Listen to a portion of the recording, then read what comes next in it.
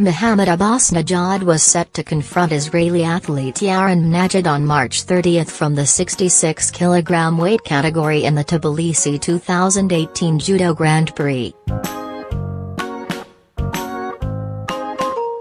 Once again, an Iranian judoka has pulled out of an international competition to avoid facing an Israeli athlete due to a contentious Iranian government policy. Although the policy's objective is not to recognize Israel, Iranian athletes say the world does not understand this behavior because this is an undeclared policy which is not even popular inside Iran. It is an open secret in the sports world that Iranian athletes regularly feign injury and throw matches in order to avoid facing Israeli opponents in international competitions, as they are forbidden to do so. But some athletes and coaches have begun speaking out against this policy.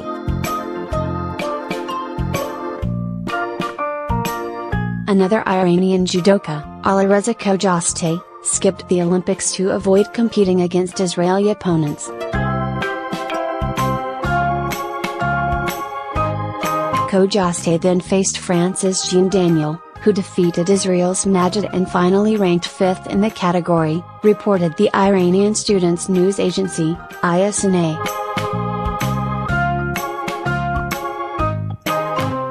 Iran's other representative in Tbilisi, Mohammad Mohammadi Baramanlu, had pulled out of the competition in Dusseldorf in 2017 in order not to face Israelis.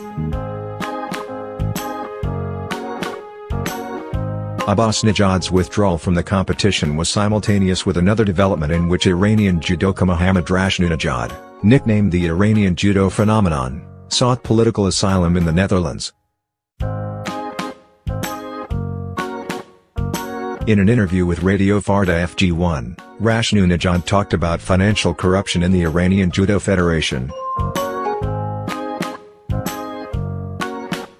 He had to pull out of the adolescents judo competition in 2017 based on the Iranian policy that bans competition with Israeli athletes. The policy has been widely criticized on social media, and in recent months an increasing number of Iranian athletes have voiced protest against the policy. In February, the chairman of the Iranian Wrestling Federation, Rasul Kadam, resigned and called on Iranian state officials to declare a clear policy about competing with Israeli athletes and to stand firm by that policy. Kadam said upon his resignation, "I cannot lie to the wrestling community for the sake of keeping my position." Tebessai Vashi, a member of the Iranian parliament, described the mass resignation as shocking.